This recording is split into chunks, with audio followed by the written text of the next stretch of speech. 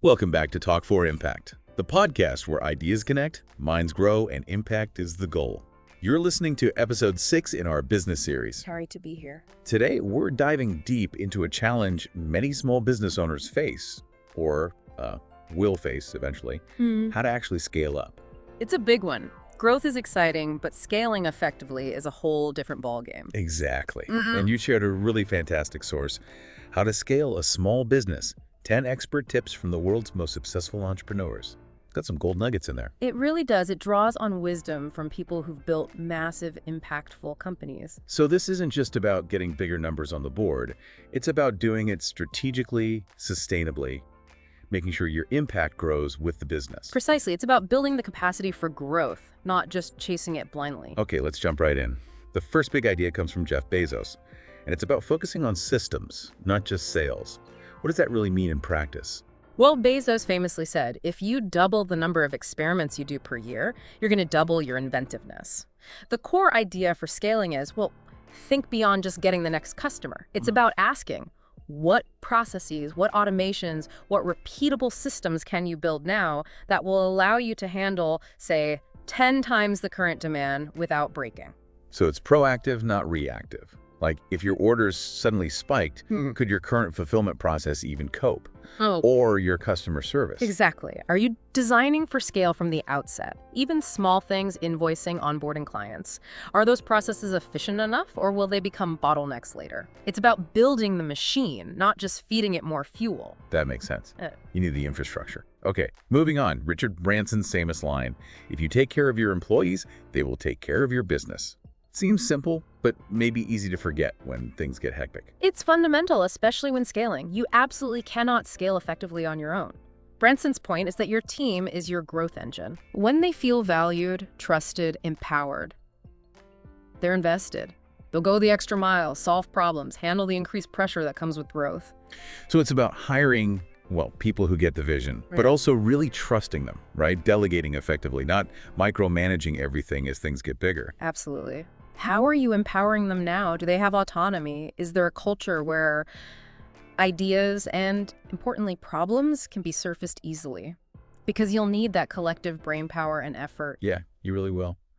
Okay, next up, Steve Jobs. You've got to start with the customer experience and work backwards to the technology.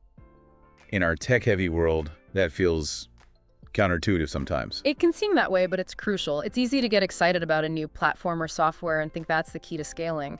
But Jobs reminds us it always comes back to the customer. Okay. As you grow, how do you ensure that experience stays excellent? That the personal touch that maybe got you your first customers doesn't get lost? Growth shouldn't mean worse service. Right.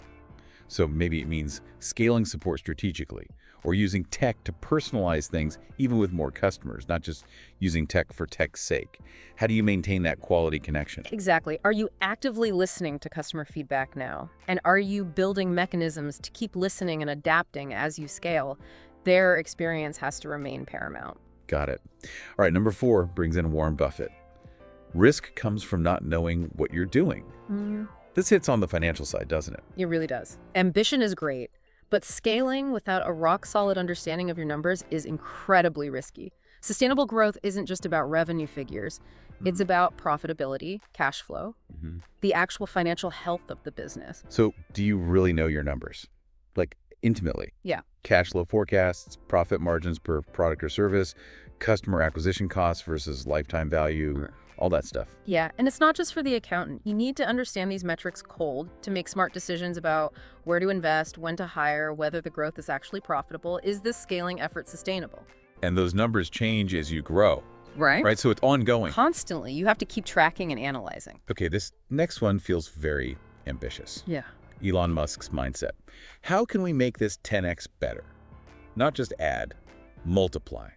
Yeah, this pushes beyond just incremental improvements. Musk challenges us to think exponentially. How so? Instead of asking, how can we get 10% more efficient, ask, how can we fundamentally rethink this process or model to get a 10 times better result, potentially with less effort? It's about looking for leaps, not just steps. So maybe it's adopting a game-changing technology or a totally different business model, or finding a partnership that unlocks a massive new audience. It's about structural shifts, not just tweaking the edges. Precisely. It encourages you to question everything. Are there ways to disrupt your own approach, create entirely new value, rather than just optimizing what you already do? That's a big shift in thinking. Okay, linked to that, maybe Mark Zuckerberg's point.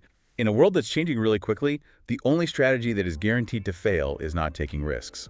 Absolutely. Scaling is risk. You're moving into uncharted territory for your business. Zuckerberg highlights that playing it too safe in a fast-moving world is actually the biggest risk of all. So you have to be willing to try things, experiment, and sometimes fail. Yes, be prepared to experiment. But the crucial part is fail fast and learn faster. Build that agility into your culture. Can you pivot quickly when something isn't working or when a new opportunity arises? That adaptability is key. How do you foster that? Make it okay to try things that don't pan out.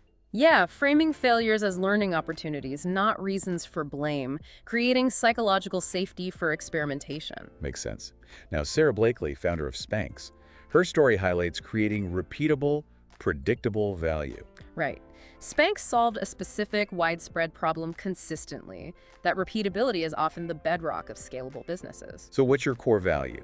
The thing customers reliably come back for? Is it a product feature or a service outcome, that specific experience? Identifying that and then figuring out how to deliver it consistently and efficiently at scale is crucial. Like, if you're a bakery known for amazing sourdough, how do you scale that specific quality and appeal without losing it? And that repeatable value makes you more attractive long-term too, doesn't it? For partners, investors. Definitely. It shows a solid foundation. Okay, Bill Gates. His quote about choosing a lazy person for a hard job because they'll find an easy way. Yeah. That's about efficiency, right? Not actual laziness. Exactly. It's about ruthlessly prioritizing and finding the simplest, most effective path. As you scale, complexity naturally increases. Gates is warning against letting that complexity become bloat. So constantly ask, is this process necessary? Can it be simpler? Are we focusing our energy on the things that really move the needle, or getting bogged down in non-essential stuff? Yes. Avoid adding layers just for the sake of it. Streamline. Automate where it makes sense. Find those elegant, efficient solutions.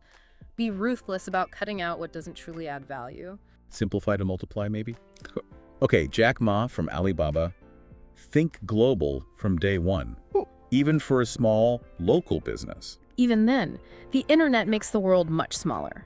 Ma's point is, even if your immediate focus is local, having a global mindset can inform your strategy. How so? It might influence your branding, your tech choices, thinking about whether your offering could resonate elsewhere.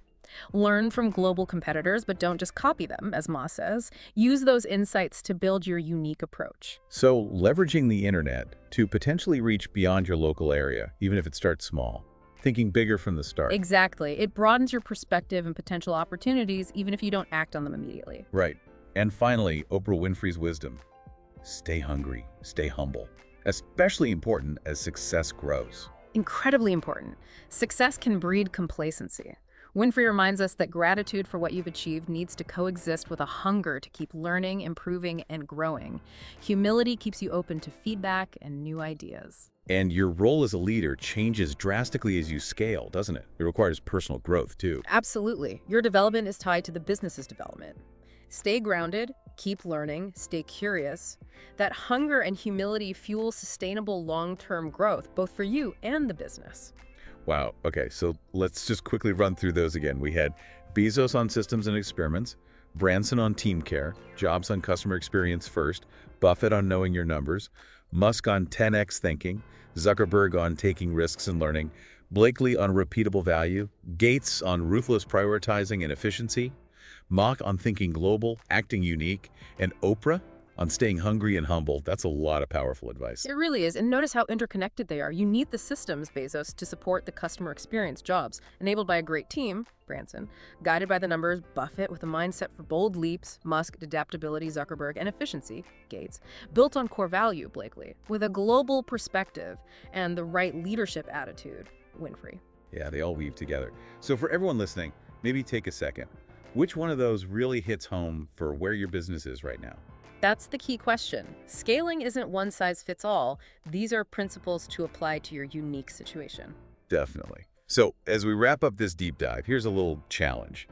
Based on all this, what's one specific concrete action you can take this week to make your business just a bit more scalable? Just one thing. Maybe documenting one core process. reviewing one key metric, having one conversation about delegation. Small steps grounded in these principles can make a big difference over time. Absolutely. Well, thank you for joining us for this exploration of scaling your small business. We genuinely hope these insights from entrepreneurial giants have sparked some valuable ideas. Keep learning, keep experimenting, and keep applying these ideas to your own journey. And be sure to join us next time for Episode 7. Episode 7, Financial Planning for Business Owners. That's another crucial piece of the puzzle as you grow. Looking forward to it. Keep building that impact. Until then, stay bold, stay kind, and keep making an impact. Bye. See you later.